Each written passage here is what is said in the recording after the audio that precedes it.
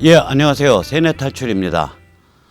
요새 이제 세상이 엄청나게 가속이 붙은 것 같아요. 변화가.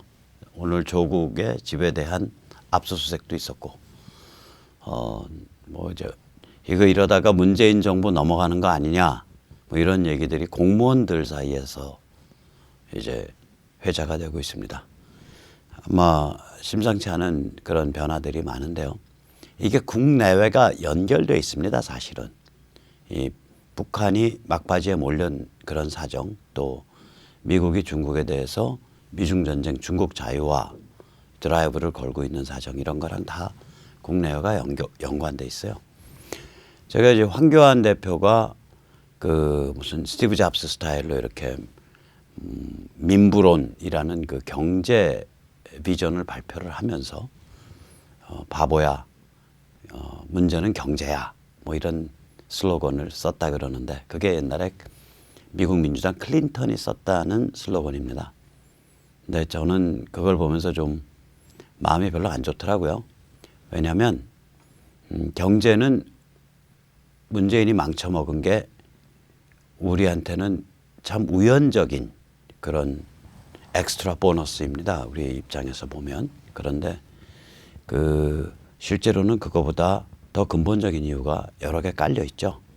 그래서 만약에 저보고 말을 하라 그러면 바보야, 문제는 세계 질서야, 이렇게 말을 하고 싶습니다. 이 야당의 지도자들이 이 세계 질서의 변화에 대한 감각을 빨리 획득하기를 바랍니다. 오늘 그래서 이 세계 질서랑 연관돼 가지고 좀 말씀을 여쭙고자 합니다. 지금 미국이 이란에 대해서 가지고 있는 옵션은 두 가지라고 생각이 됩니다. 하나는 군사 개입하지 않고 경제 제재를 더 강화하는 방안. 두 번째는 경제 제재 유지하면서 사우디와 함께 군사 행동을 하는 방안. 어느 방안을 취하든지 간에 우리가 주목해야 될 점은 미국 주도 세계 석유 안보 질서가 들어섰다는 점입니다. 예전 같으면 이 정도 사안이 벌어지면 지금 국제유가가 80불, 90불, 100불 찍고 있어야 돼요. 근데 지금 오늘 보니까 WTI, 그러니까 서부 텍사스 중진류 기준 58점 몇 달러더라고요. 별로 안 오른 거예요. 이쯤 되면 그 홍지수 그 작가가 번역한 자이안의 책 셰일 혁명과 미국 없는 세계, 그 생각이 납니다. 그 책에 이제 결론적인 명제는 뭐냐면, 중동 문제는 중동이나 혹은 다른 나라에서 알아서 해라. 미국은 어차피 이 석유 안 필요로 한다. 뭐 이런 얘기예요. 그 책의 명제는. 저는 사실 그 명제에 대해서는 좀 반대합니다. 너무 기계적으로 한 거다라고 봅니다. 왜 그러냐? 미국이 석유 수출에 대해서 특별한 제약을 가하지 않는 한, 미국이 지금과 같은 오픈마켓 개방시장 정책을 취하는 한 국제유가가 뛰면 미국 유가도 뜁니다. 즉 미국이 어떤 비상시에 단기적으로는 국제유가와 상관없이 미국 유가를 조정할 수 있지만, 그거는 굉장히 비상한 상황이고요. 실제로는 국제유가와 상관없이 그 미국 유가를 장기적으로 그렇게 가져간다는 게 불가능합니다. 따라서 국제유가를 안정화시키는 것이 미국한테 유리하죠. 미국이 그래서 세계 석유 안보 질서를 구축하고 유지할 자격이 있는 그런 나라입니다. 그냥 오펙 산유국 같으면은 유가를 마음대로 조정해서 자기들의 정치적 영향력만 늘리고 껍질 벗겨먹고 이런 그런 거겠지만, 미국은 기본적으로 개방시장 체제를 지향하고 있기 때문에 그 국가 운영 철학 자체가 그렇게 되어 있기 때문에 결국은 미국의 국내 유가는 국제 유가랑 연동할 수밖에 없고, 따라서 국제 유가가 뛰는 것은 그 미국한테 별로 좋은 일이 아니에요. 따라서 미국이 굉장히 그 복잡한 혹은 복합적인 그런 조치를 취할 겁니다. 즉 다시 말하자면 그 군사 개입을 억제해가면서 혹은 제한된 군사 개입, 그 사람들 말로 하면 measured response죠. measured라는 게 이제 제한된, response는 반응, 군사적, 그러니까 military response, 군사 개입을 억제해가면서 경제 제재를 병행해가는 그런 방식으로 중동 문제를 다룰 것이라고 예측이 됩니다. 지금 실감을 못하는 게 이 경제 제재 자체, 미국이 이란에 취해왔던 경제 제재, 그게 작년 5월부터 취했습니다. 원래 그 전에는 조인트 뭐 프로그램 오브 액션인가 뭐 이래 가지고 그 이란에 대한 핵 협정, 그게 이제 유럽 국가들하고 미국하고 이란하고 해서 다자간의 핵 협정이었는데, 핵 제어 협정. 그걸 해서 미국이 이제 봉을 잡혀 있다가 작년 4월 달에 그게 종료가 되고 5월 달부터, 그러니까 그게 완전히 종료됐죠. 그래서 이제 이란에 대한 경제 제재로 들어갔는데, 이 경제 제재가 그동안 살벌하게 진행돼 왔어요. 그래서 2018년 4월, 그러니까 미국이 그 이란 핵 협정을 파기하기 전까지는 이란이 약 하루에 250만 배럴을 수출하고 있었습니다. 그런데 지금 그로부터 약 한 1년 5개월이 지난 지금 얼마 수출하고 있냐? 하루에 10만 배럴입니다. 즉 25분의 1 규모로 떨어졌습니다. 그래서 이번 이란이 배후에 있다라고 의심이 되는 사우디 정유시설에 대한 공격, 또 사우디 유전에 대한 공격은 정확히 표현하자면 이렇게 몰릴 대로 몰린 이란의 발악이라고 말할 수 있습니다. 다시 말하자면 경제 제재 자체가 일종의 공격이요, 전쟁입니다. 이번 9.14 공격 이후에 6일 만에 미국이 9월 20일 날 다시 경제 제재를 강화했습니다. 문우 씨는 이렇게 말했습니다. 이번에 강화된 제재는 살벌하다. 이란에 대한 모든 돈 흐름을 차단하는 그러한 제재이다. 이렇게 말을 했습니다. 그러나 또 이 제재에 관계됐던 실무자들은 약간 뉘앙스가 다른 말을 합니다. 전면적 세컨더리 보이콧 외에는 더 취할 조치가 이미 없었던 상황이다. 따라서 이번 제재는 특별히 더 강화된 내용이 없다.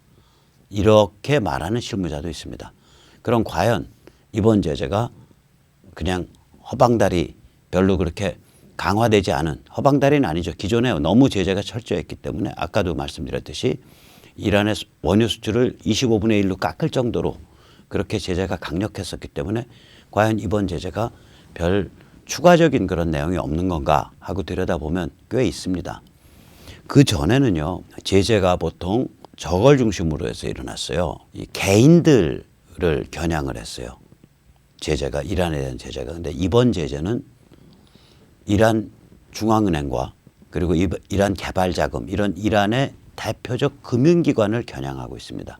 그래서 이런 이란의 대표적 금융기관들이 미국에 대해서 갖고 있는 자산을 동결하고 계좌를 동결했을 뿐만이 아니라 사실상의 세컨더리 보이콧 내용을 담고 있습니다. 제가 거칠게 번역을 해보면 이런 그 내용을 담고 있습니다. 제재 대상이 된 개인 기관과 거래한 개인 및 이들에 대해 알면서도 상당 규모의 금융 거래 내지 서비스를 제공한 외국 금융기관이 보유한 미국 계좌는 세컨더리 보이콧에 걸릴 수도 있다. 즉 세컨더리 보이콧을 기본으로 박진 않았지만 세컨더리 보이콧을 할 수도 있다라는 조항을 저렇게 걸어놨다고요. 저쯤 되면 아마 요번에 이제 이 제재로 해서 이란의 이 대외 금융이 거의 다 말라붙는다는 소리죠. 왜 그러냐면 이란의 대외 금융의 창구가 되고 있는 이란 중앙은행과 같은 굵직굵직한 금융기관들을 제재 대상으로 삼았기 때문에 이번엔 개인이 아닙니다. 기관입니다. 이란의 실제적으로는 세계 금융망에서 사실상 거의 퇴출되다시피 하는 그런 제재가 됐습니다. 즉 다시 말하자면 미국이 지금 취하고 있는 조치는 경제 제재를 더 강화해서 나쁘게 말하면 이란이 무릎을 꿇든가 아니면 도발을 하든가. 그럼 이란이 도발하면 이제 사우디와 함께 공습, 폭격, 미사일로 언제든지 나아갈 수 있는 그런 상황을 숙성시켜가는 그런 측면이 있어요. 이게 도발 안 하면 좋고 도발 안 하면은 무릎 꿇을 수밖에 없고. 그러니까 이 세계 경제가 굉장히 촘촘하게 엮였기 때문에 이 경제적 수단을 이용한 제재라는 게 저희가 생각하는 것보다, 일반 사람들이 생각하는 것보다 훨씬 더 그 효과가 매섭고 아픈 그런 상황이라고 말씀드릴 수 있습니다. 자, 그러면 군사 옵션은 이제 마지막까지 미룬다는 소리인데요. 이거는 최근 트럼프나 폼페오 말에서도 행간이 읽힙니다. 트럼프는 뭐라고 말을 했냐? 엊그저께 이렇게 말했습니다. 경제 제재가 먹혀들고 있다. 군사 조치 역시 먹혀들긴 하겠지만 매우 혹독한 대가를 치러야 하는 옵션이다. 그런 표현을 했어요. 트럼프가. 폼페오 역시 비슷한 어감으로 말을 했습니다. 우리는 이란 체제에게 정상국가가 되겠다라는 결정을 내리도록 강제한다는 그런 우리 전략이 잘 진행되고 있다. 다시 말하면 이제 발표가 덜 돼 있는지 아니면 고급 정보인지 뭔지 몰라도 제 생각에는 원유 수출이 한 25분의 1쯤으로 꺾였고 그 다음에 이번에 이제 조치에 의해서 이란 중앙은행이 이제 사실상 외국과 거래하는데 굉장히 큰 타격을 받고 이런 상태가 됐기 때문에 군사 옵션은 마지막 순간까지 미룰 겁니다. 이란이 더 도발할 때까지 아마 미루게 되는 그런 사정이라고 생각이 됩니다. 또 이 이란이 이렇게 이제 개기는 것과 함께 이제 지구를 거의 반바퀴 돌아서 이 북한 역시 개기고 있죠. 북한과 관련돼서 최근 이제 트럼프가 굉장히 의미심장한 발언들을 많이 해요. 그런데 이 사람 발언은 뭐라고 할까요? 그러니까 워낙 페인트 모션도 심하고 지그재그가 심해서 과연 이게 어떤 뜻일까 우리가 좀 잘 생각을 해봐야 됩니다. 트럼프 이렇게 말했습니다. 북한은 지난 몇 년 동안 핵실험 안 했다. 단거리 미사일만 몇 발 발사했을 뿐이다. 이는 미국으로서는 최상의 일이었다. 단거리 미사일 발사는 다른 나라들도 노상하는 일이다. 단거리 미사일 발사는 일반적인 사건일 뿐이다. 이제 우리는 북한과 일정한 관계를 가지게 됐다. 이 관계의 바탕에서 비핵화가 일어날지 안 일어날지는 불확실하다. 그러니까 이제 자기의 그동안에 이제 그 행보에 의해서 북을 중국으로부터 좀 떼내 가지고 약간 떨어뜨려서 북과 관계를 설정을 하고 흔드는 것까지 성공을 했는데 또 그 과정에서 북이 겁이 바짝 졸아가지고 이제 그 장거리 ICBM이나 혹은 핵을 실험하는 것을 2년 넘게 중지해 왔는데 이제 이게 앞으로 더 먹힐지 안 먹힐지는 이렇게 해서 이제 비핵화까지 갈지 안 갈지는 그건 좀 두고 보자. 뭐 이런 발언을 해요.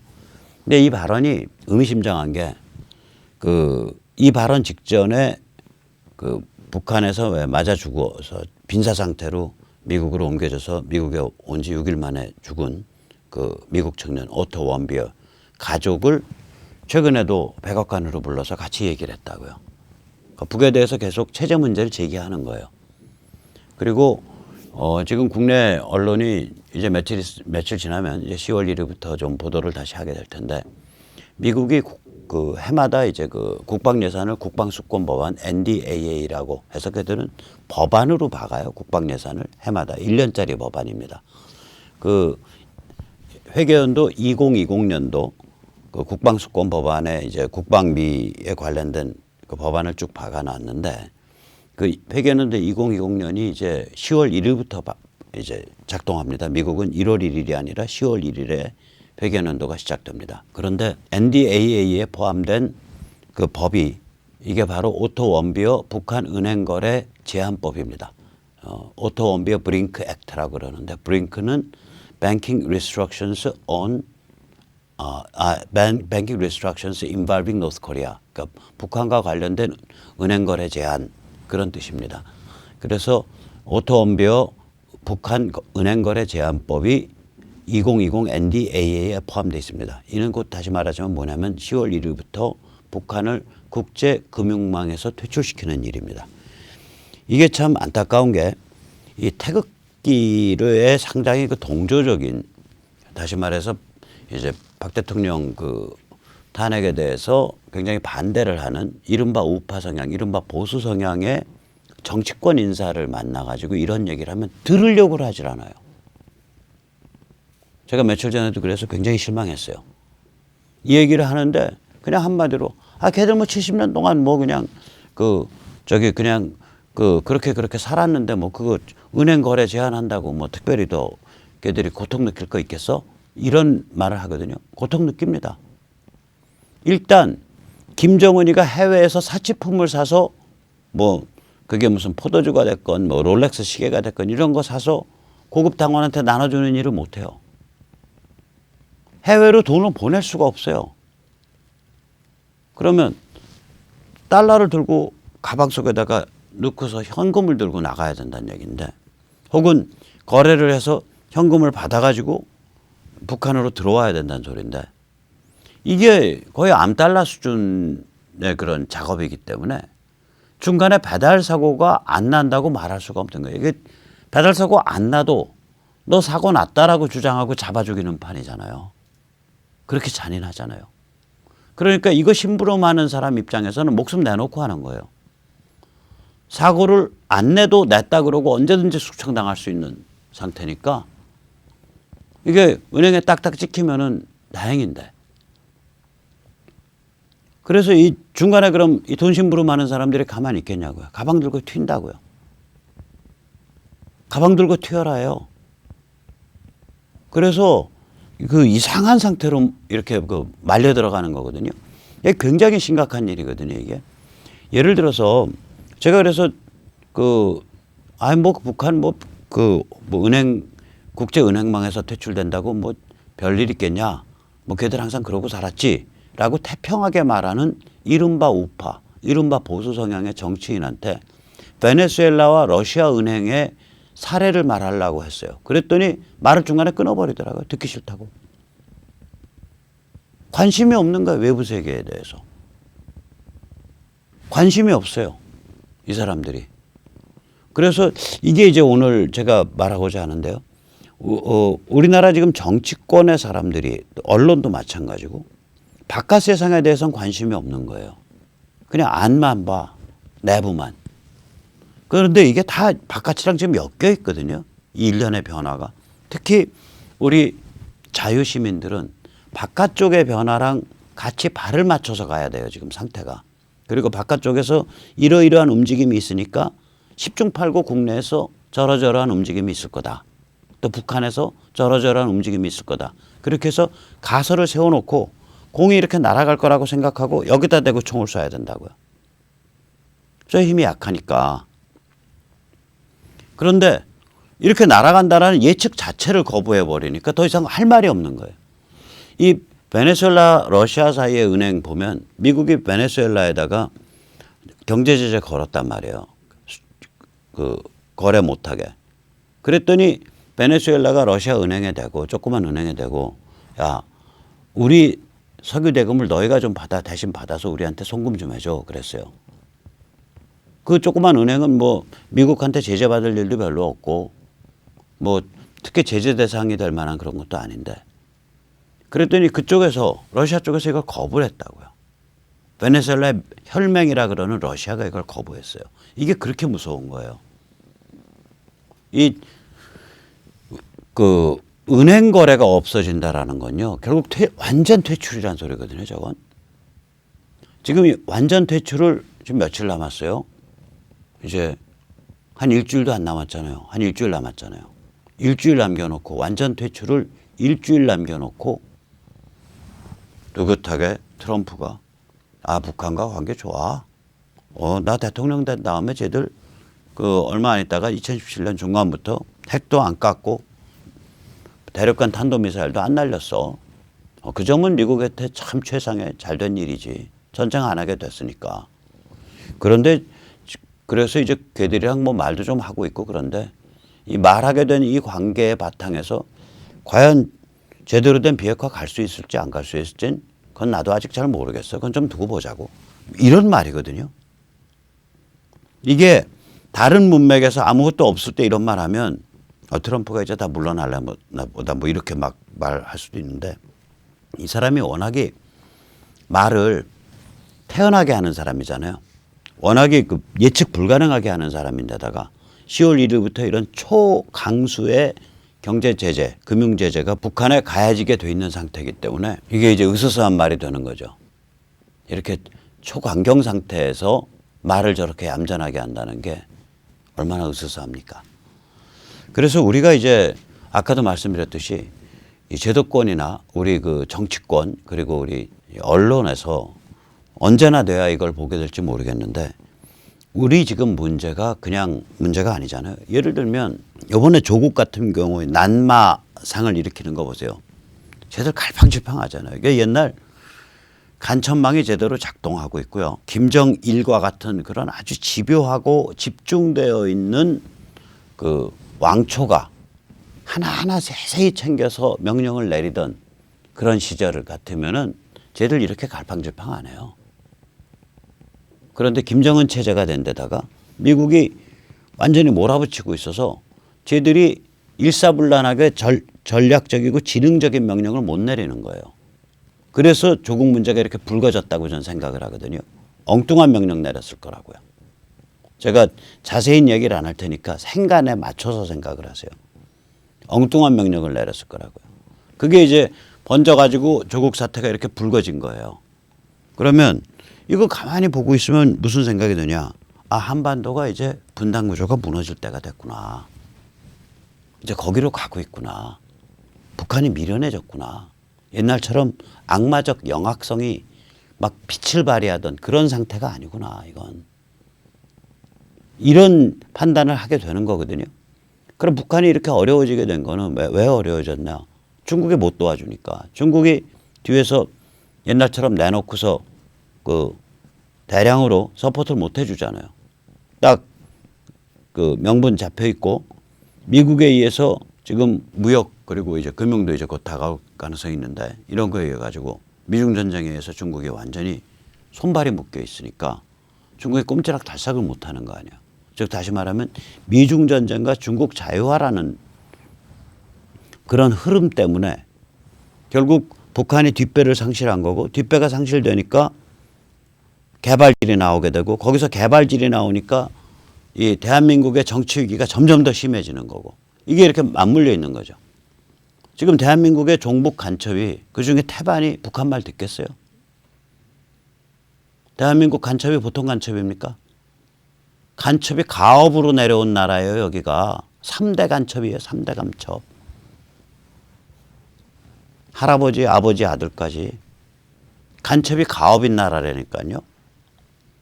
그러면 그 얘기는 무슨 거꾸로 말하면 뭐냐면 종북이든 간첩이든 이게 사회적 스테이터스, 사회적 그 지위로 보면 멀쩡한 사람들 많을 거라고요. 꽤 잘 살고. 멀쩡한 사람들 많을 거예요. 꽤 잘 살고. 연쇄살인범 이재춘의 어머니가 화성에서 부동산 띄워가지고 수십억 부자라는 거 아니에요. 그러면 거꾸로 뒤집어 말하면 간첩은 안 그랬겠어요? 얼마나 대한민국에 악을 품고 있는 영악한 인간들인데 그 할아버지 때 여기저기 땅 사놓고 공작금 받은 거 좀 빼갖고 그 다음에 침투해야 되니까 간첩 그 사회적으로는 계속 고개 숙이고 들어가면서 꽤 높은 자리 혹은 꽤 따뜻한 자리 차지했고 그게 집안 가풍으로 내려왔을 거라고요. 그럼 멀쩡한 부자들이에요. 이 인간들. 위에서 오다 떨어지면 100만 가지 이유 돼서 이랬습니다. 저랬습니다. 예, 이렇게 실행했습니다. 저렇게 실행했습니다인데 그게 뉘앙스가 다 다른 거 아니에요. 실행이. 뉘앙스가 다르잖아요. 100만 가지 뉘앙스가 나오죠. 1이라고 너 실행해라라고 오다가 났는데 저 1 했습니다. 1. 근데 실제로 1을 한 게 아니라 1.00001을 한 거죠. 다른 거죠. 그런 일이 비일비재할 거라고 여기가 지금. 근데 이게 왜 그렇게 됐냐면 그러면 이제 왜 그렇게 되냐면 북이 위기에 빠져 있으니까 흐물거리니까. 그럼 북이 왜 위기에 빠졌냐. 미국이 경제 제재로 딱 묶어놓고 숨통 졸라놓고 군사 포위 딱 해서 딱 가둬놓은 상태에다가 뒤에서 중국을 미중 전쟁과 중국 자유화 프로젝트를 진행시키니까 중국이 북한 편을 못 들잖아요.